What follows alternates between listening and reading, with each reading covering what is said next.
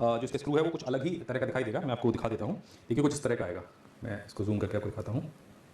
तो ये कुछ इस तरह का स्क्रू मिलेगा। इसके लिए ये वाला स्क्रू ड्राइवर आपको चाहिए, जो आपके घर में तो नहीं मिलने वाला है। तो मार्केट से एक किट आती है छोटी सी, लगभग 150 रुपये की, उससे आप इसको ओपन कर सकते हैं। और मैंने यहाँ पे से सारे जो स्क्रू हैं इसको खोल लिए हैं। अब मैं इसको जो इसके ऊपर का जो कवर है इसको हटाने वाला हूँ। अच्छा, क्यों मैं इसको आमतौर पर घर के खोलने से मना कर रहा हूँ? क्योंकि क्या होता है कि जिस जगह इसका मैन्युफैक्चर होता है हार्ड डिस्क का, उस जगह पे बिल्कुल वैक्यूम होता है, डस्ट पार्टिकल्स नहीं आते हैं। अगर आपके डिस्क पे एक भी डस्ट पार्टिकल आ गया तो वो डैमेज हो सकती है। तो यहाँ पे जब हम इस कवर को हटाते हैं तो यहाँ पे आपको अंदर कुछ इस तरह की डिस्क दिखाई देती है। ये जो डिस्क है इसी पे आपका जो सारा डाटा है वो ये जो हेड आपको दिख रहा है ये रीड और राइट करता है, बहुत तेजी के साथ में घूमता है, पूरी डिस्क को कवर करता है। तो ये पूरा सिस्टम आपको इसके अंदर दिखता है। और बाहर जो है आपको यहाँ पे कार्ड दिख रहा होगा, बाकी ये कनेक्टर आपको दिख रहे होंगे। तो एक एक करके समझ लेते हैं कि क्या चीज़ है।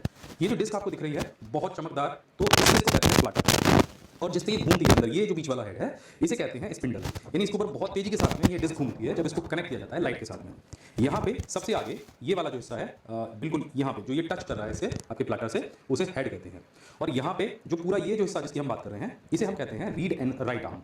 यानी ये जब आप डेटा को कंप्यूटर में कॉपी करते हैं, पेस्ट करते हैं, तो ये जो आर्म है ये सारे काम करती है। यानी अगर मैं बात करूँ रीड की, तो आपके डेटा को पढ़ना, और राइट यानी उस पर डेटा को चढ़ाना, यानी डेटा को बंद करना। तो ये सारे काम यही आर्म करती है, रीड भी करती है आपके डेटा को और राइट भी करती है। ये एक्सेस कहलाता है जिसपे ये आर्म इस तरह से घूमती है या हिलती है। तो ये जो पूरा हिस्सा आपको दिखाई दे रहा है जिसपे ये सारे जो वायर है ये लगे हुए हैं, ये read and right arm install है, इसे कहते हैं एक्यूटेटर। तो ये जो कंप्लीट हार्ड डिस्क है वो इस तरह से अंदर से आपको दिखती है। इसके बाद में अगर हम बाहर आ जाते हैं तो यहाँ पे सबसे साइड में आपको ये जो हिस्सा दिख रहा है ये है पावर कनेक्टर। इसके बाद में ये जो 4 पिन आपको दिख रही हैं ये होता है जंपर ब्लॉक। अब आप कहेंगे जंपर इसमें भी लगाया जाता है, जी हाँ बिल्कुल। जब आप मदरबोर्ड के साथ में इसे कनेक्ट करते हैं तो बहुत सारी जगह पे हार्ड डिस्क को सेट करने के लिए जंपर का भी यूज़ किया जाता है। फिलहाल में एक लगा हुआ है अंदर, आप देख रहे होंगे यहाँ पे सेकंड वाले सेक्शन में।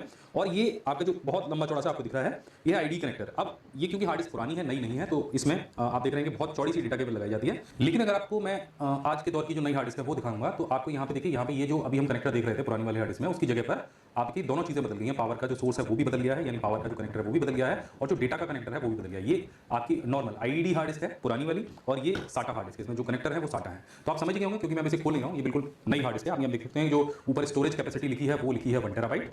तो ये बिल्कुल ब्रांड न्यू है, इसको हम हाथ नहीं लगाएंगे। इसके साथ में जो हार्ड डिस्क होती है वो अलग अलग कैबिनेट के हिसाब से अलग अलग साइज की आती है। जैसे आप देख रहे हैं कि ये कंप्यूटर हार्ड डिस्क है और ये एक लैपटॉप की हार्ड डिस्क है। आप देख रहे हैं दोनों के साइज में और कैपेसिटी में बहुत अंतर है। इसके अंदर की जो डिस्क होगी वो बहुत छोटी होगी, और इसके अंदर की जो डिस्क होगी वो अभी जो मैंने आपको दिखाई है ये वाली, ये इस तरह की होगी। तो कहने का मतलब यही है कि हार्ड डिस्क के अंदर जो मेन पार्ट होता है वो ये होता है, जैसे आप अभी यहाँ पे देख रहे हैं। इस भाग में हम जानने वाले हैं कि एसएमपीएस यानी पावर सप्लाई को आप अपने सीपीयू के साथ